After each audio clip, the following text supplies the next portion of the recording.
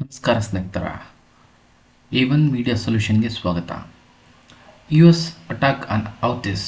ಹೌದು, ಮತ್ತೆ ಭಯೋತ್ಪಾದಕ ಉಗ್ರರ ಮೇಲೆ ಅಮೆರಿಕದ ದಾಳಿ. ಇರಾನ್ಗೂ ಕೂಡ ಒಂದು ಬೆಚ್ಚನೆಯ ವಾರ್ನಿಂಗ್.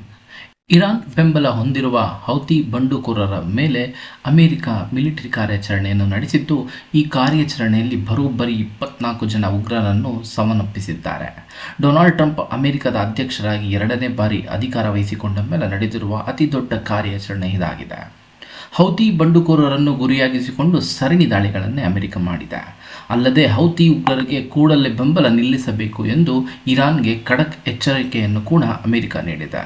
ಮಧ್ಯಪ್ರಾಚ್ಯದ ಯೆಮೆನ್ ರಾಜಧಾನಿ ಸನಾ ಭಾಗದಲ್ಲಿ ದಾಳಿಯನ್ನು ನಡೆಸಲಾಗಿದೆ. ಅತಿ ದೊಡ್ಡ ಮಟ್ಟದಲ್ಲಿ ನಡೆದ ಮಿಲಿಟರಿ ಕಾರ್ಯಾಚರಣೆಗೆ ಜಗತ್ತು ಸಾಕ್ಷಿಯಾಗಿದೆ.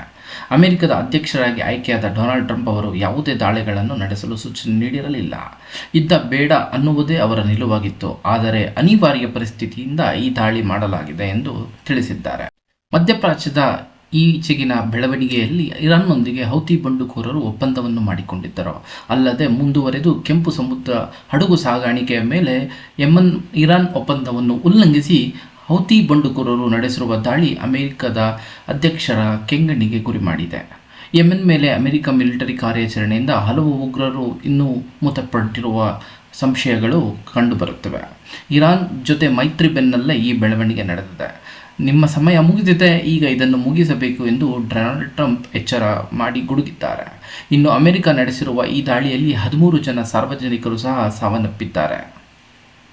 ಹೌತಿಗಳ ಭದ್ರಕೋಟೆ ಎಂದೇ ಹೇಳಲಾಗುತ್ತಿರುವ ಉತ್ತರ ಪ್ರಾಂತ ಪ್ರದೇಶದಲ್ಲಿ 4 ಮಕ್ಕಳು ಮತ್ತು 1 ಮಹಿಳೆ ಸೇರಿದಂತೆ 11 ಜನ ಸಾವನ್ನಪ್ಪಿದ್ದಾರೆ.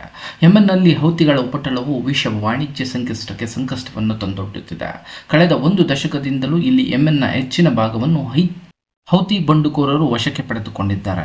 ಇಸ್ರೇಲ್ ಹಮಾಸ್ ನಡುವೆ ಯುದ್ಧ ಪ್ರಾರಂಭವಾದ ಮೇಲೆ ಜಾಗತಿಕ ವಾಣಿಜ್ಯದ ಮೇಲೆ ಪರಿಣಾಮ ಇನ್ನೂ ಹಸಿಯಾಗಿರುವಾಗಲೇ ಮುಖ್ಯ ವಾಣಿಜ್ಯ ಕೇಂದ್ರವಾಗಿರುವ ಇಲ್ಲಿನ ಕರಾವಳಿಯಲ್ಲಿ ಹಡಗುಗಳ ಮೇಲೆ ಸರಣಿ ದಾಳಿಗಳನ್ನು ಹೌತಿ ಮಾಡಿದೆ. ಗಾಜಾ ಯುದ್ಧಕ್ಕೆ ಸಂಬಂಧಿಸಿದಂತೆ ಪ್ಯಾಲೆಸ್ತೇನಿಯರೊಂದಿಗೆ ಸೇರಿ ಈ ದಾಳಿಗಳನ್ನು ನಡೆಸಿರುವುದಾಗಿ ಹೇಳಿದೆ. ಒಟ್ಟಿನಲ್ಲಿ ಭಯೋತ್ಪಾದಕ ಸಂಘಟನೆಗಳು ವಿಶ್ವ ವಾಣಿಜ್ಯ ಮತ್ತು ವಿಶ್ವಕ್ಕೆ ಕಂಟಕವಾಗಿ ಕಾಡುತ್ತವೆ. ಇವೆಲ್ಲವನ್ನು ಮಟ್ಟ ಹಾಕಲು ನಮ್ಮೆಲ್ಲರ ಸಹಕಾರವನ್ನು ನೀಡೋಣ.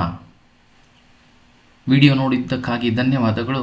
ಮತ್ತಷ್ಟು ಲೈಕ್, ಸಬ್ಸ್ಕ್ರೈಬ್ ಮತ್ತು ಶೇರ್ ಮಾಡಿ. ಧನ್ಯವಾದ.